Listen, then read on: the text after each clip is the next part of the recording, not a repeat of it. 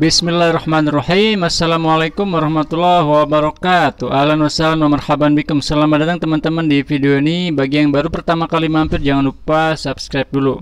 Oke teman-teman, di video ini saya akan menjelaskan tentang pemikiran dari Jamaluddin Al-Afghani, tokoh kelahiran Afghanistan yang kemudian mendunia dengan pemikiran-pemikiran pembaharuannya tentang demokrasi Islam, politik Islam, dan persatuan umat Islam sedunia. Bagaimana penjelasan lebih jelasnya tentang pemikiran Jamaluddin Al-Afghani? Tonton video ini sampai habis. Ya teman-teman, kita sudah di Sarangan. Nah ini dia suasana. Teman-teman sekalian,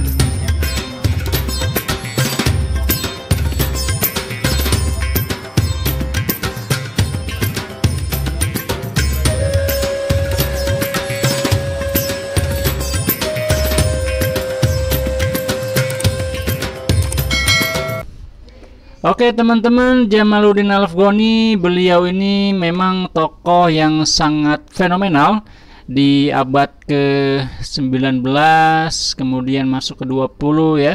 Sebenarnya beliau ini hidupnya di abad ke-19 ya, kemudian nanti pemikirannya berkembang dan terwujud menjadi kenyataan itu baru di abad ke-20. Oke.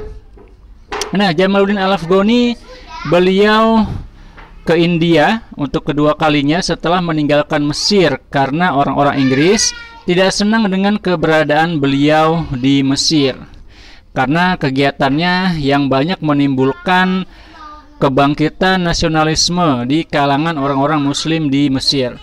Nah, selanjutnya beliau menulis sebuah risalah yang bernama Risalah Firot Al-Masihiyah, yang ini merupakan tantangan dan juga dialog antara beliau dan orang-orang Kristen ya, sebuah buku yang menantang ideologi pemikiran dari orang-orang Kristen. Kemudian beliau juga menciptakan sebuah koran yang bernama Al-Urwah Al-Wusko. Sebenarnya beliau ini bikin koran ini bareng sama Muhammad Abduh ya, dan lokasinya bukan di dunia Islam tapi di Paris, Prancis. Maka jurnal ini atau koran ini menjadi sebuah barometer yang menggambarkan keaktifan dunia intelektual Muslim ya untuk mengcounter pemikiran-pemikiran Barat. Dan kemudian tokoh-tokoh ilmuwan Barat pun penasaran dan kagum dengan kecemerlangan Al-Afghani. Kemudian tahun 1889 Al-Afghani diundang ke Persia untuk suatu urusan persengketaan politik antara Persia dan Rusia. Bersama dengan itu, Al-Afghani melihat ketidakberesan politik dalam negeri Persia sendiri. Karenanya Jamaluddin Al-Afghani menganjurkan perombakan sistem politik yang masih otokratis.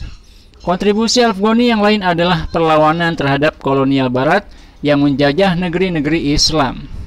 Dalam rangka usaha membangkitkan semangat umat Islam serta pengembalian keutuhan umat Islam, Al-Afghani menganjurkan pembentukan suatu ikatan politik yang mempersatukan seluruh umat Islam yang disebut dengan gerakan Pan-Islamisme.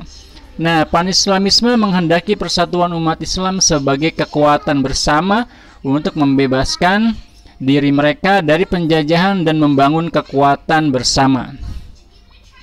Jadi Al-Afghani ini adalah sosok yang mengabdikan dirinya untuk mengingatkan dan membangkitkan kesadaran umat Islam yang menurutnya harus meninggalkan perselisihan dan berjuang bersama melawan kolonialisme Barat.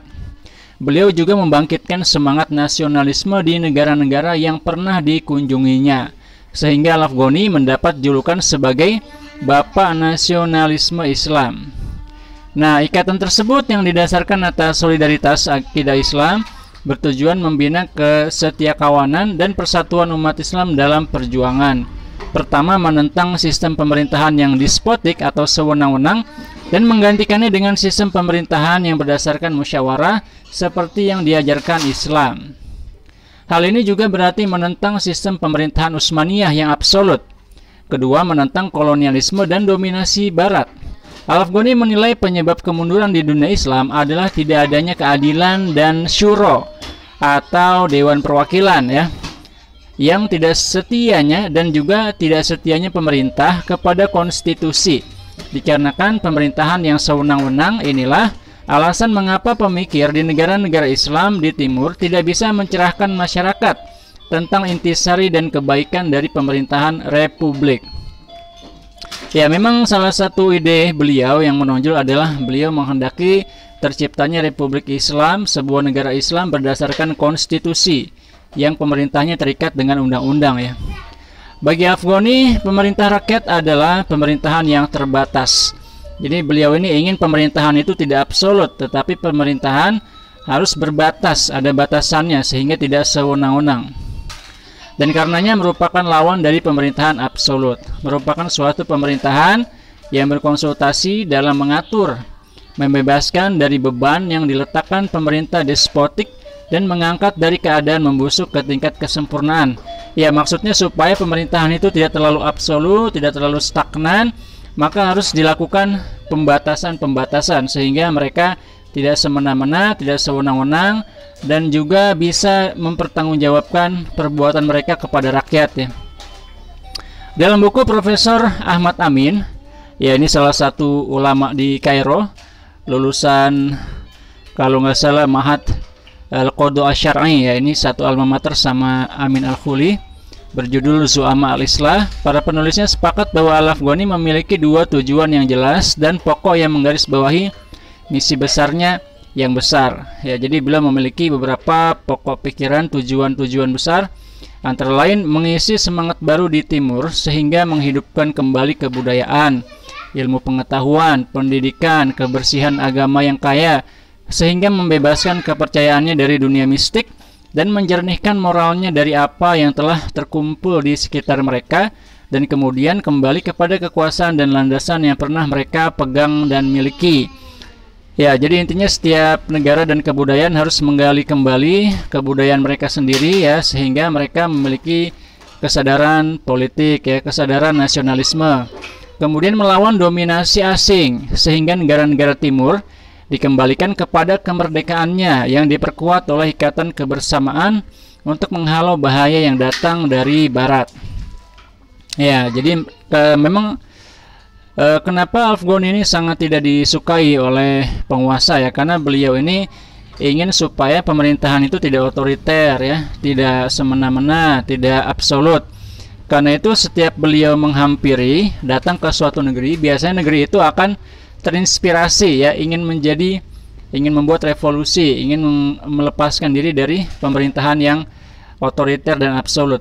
Maka setiap Afghani datang ya, biasanya dia pasti dikerumuni oleh massa, karena dia bisa menggerakkan ya kesadaran-kesadaran politik orang-orang yang ada di situ. Jadi ketika beliau ada di Persia bergejolak ya, mereka ingin supaya terjadi reformasi politik. Kemudian beliau pindah ke Mesir, kemudian Mesir pun bergejolak ya. Orang-orang Mesir pengen supaya terjadi perubahan sistem politik supaya lebih bebas, lebih demokratis, lebih transparan dan lain sebagainya. Kemudian beliau pindah lagi nanti ke Turki, dan ketika di Turki itu pun terjadi ya, beliau juga mempelopori pembaharuan. Meskipun nanti di Turki ini beliau mendapat banyak tantangan ya, dan nanti memang Afghani ini digunakan oleh Khilafah Utsmaniyah sebagai simbol pemersatu umat Islam, supaya umat Islam mau bersatu di bawah Khilafah Utsmaniyah.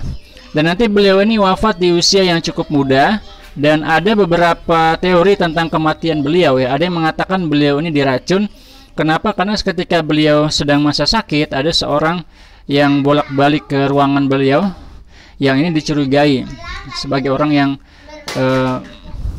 menjadi dalang penyebab kematian Al-Afghani. Tapi memang ini teori yang belum bisa dipastikan karena memang tidak ada bukti jelas ya. Maka beliau pun wafat, dan beliau wafatnya di Turki Utsmani atau di wilayah Astana atau Istanbul. Dan setelah wafat ya, sampai saat ini jenazahnya diyakini berada di Afghanistan, di ibu kota Afghanistan yaitu di Kabul.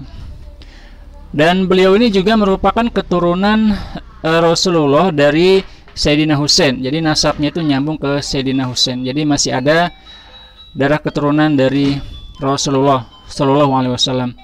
Oke teman-teman, itu sekilas tentang Jamaluddin Al-Afghani, dan salah satu ide beliau ya yang juga sudah menjadi kenyataan adalah munculnya negara-negara Republik Islam, negara-negara Islam yang berbentuk republik yang nanti muncul di pertengahan abad ke-20. Negara-negara seperti Indonesia ya, ada Malaysia, ada Pakistan, ada Mesir, ada Yaman dan lain sebagainya. Jadi sudah muncul institusi negara mayoritas muslim yang memiliki departemen-departemen, memiliki Dewan Perwakilan Rakyat, kemudian Majelis Permusyawaratan Rakyat yang pemimpinnya terikat dengan konstitusi, yang sudah memiliki transparansi dan juga kemerdekaan secara politik. Ya, alhamdulillah itu semua juga berkat kontribusi pemikiran dari Jamaluddin Al-Afghani yang menginspirasi umat Islam untuk bangkit dan mewujudkan kemerdekaan mereka. Oke teman-teman, itu dia pembahasan kita hari ini. Semoga ada manfaatnya. Terima kasih. Wassalamualaikum warahmatullahi wabarakatuh.